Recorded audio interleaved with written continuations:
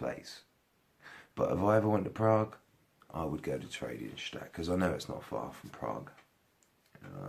And of course, all over Germany, there's camps. I'm not just interested in camps. I want to go where the battles took place. That's why my first video is actually from my Euro Wars channel, and it has a bit of swearing in it. I don't want this channel to have any swearing in it at all. So if there is any swearing in it, I apologise, and I will be cutting it out. I have to get more professional. It's as simple as that. So yeah, I don't just... That's why I made it. It's by the Vistula River. And to me, the Vistula says, that's the Russians, yeah, we're going to help you out. Uprising, biggest civil uprising in Polish history against the Nazis in 1944 in Warsaw. The biggest civil uprising in the history of the world. Not just anywhere. One moment.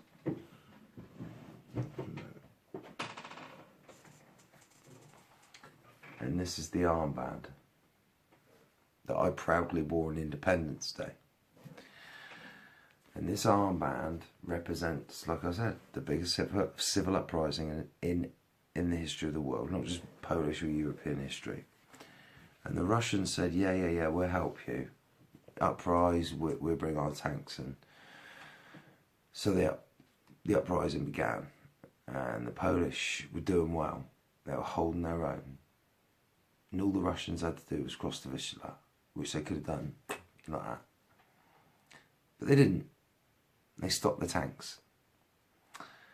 And they did it for a very specific reason, if you know your history. And of course, in my first video, you can listen to why Joseph Stalin had such a problem with the Poles. He hated them, despised the Poles. And it was from a battle from, I think, 1920, where the Polish fought the Bolshevik Revolution, was trying to force its way into Europe from Russia.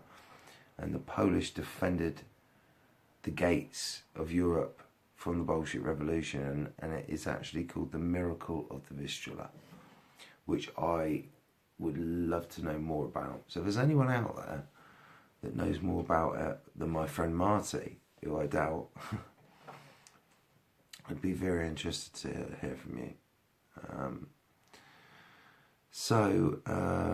Yeah, this is what is coming in the Euro Wars History channel. And please try not to link my two channels together. I am a political commentator. I go to political rallies and events on my other channel. But this channel is dedicated to history. And just because I concentrate on World War II does not make me a Nazi either, because I'm not. I'm far from it. As you'll see, as you'll find out. But of course there's plenty of people out there that like to slander, but I don't care, because I know who I am. There is so many places in Germany that I'd like to visit as well, but it's so expensive. It does put me off a little bit going to certain places, but when the weather gets better next year, I would like to visit the Obersalzberg, go up to the Eagle's Nest, and just have a little look around the Berghof ruins and such forth. And have you ever seen a program called Nazi Megastructures with James Holland? A fantastic journalist, historian, who doesn't live too far away from me, actually. He has the biggest history festival in the UK. Not just anywhere, in the whole of the UK. Anyway, this has been Euro Wars, the official history channel. And thank you for joining me on this journey, which is going to be a journey. And I hope you enjoy it, and I hope you love it. Also, there's a channel called World War II Nation, and they visit Joseph Goebbels' house in Burgundy. That's another place that I'd love to visit. There's so many fascinating places in Europe, it really is. And I would like to get to see them all before they get all demolished and rebuilt and knocked down. Because the Germans tend to like to try and obliterate their history, which... why? Yeah, you've got a grim history from the 30s and 40s, but it's history. You can't delete history. And that is a problem I think we have in today's society, where we like to, the word Nazi gets shouted around a lot. Well, I'm going to show you what the Nazis really were all about and who they really were. I'm going to show you what a real Nazi was. Because I'm going to take you to Auschwitz, Schindler's factory. I'm going to take you to where Hitler used to live in the Wolf's Lair. I'm going to take you to his concentration camps in Gdansk. Maybe Treblinka, as it's near... I was thinking about Sobibor and Treblinka. I know there's not much there, but the thing that interests me about Sobibor is they escaped. They escaped from Sobibor, and that's a great movie. Check it out, Rutger Hauer. Fantastic movie. Anyway, this has been the Euro Wars History Channel. Thanks for joining me, guys, on this, what is going to be a journey of a lifetime. It's my hobby. It's my hobby, okay?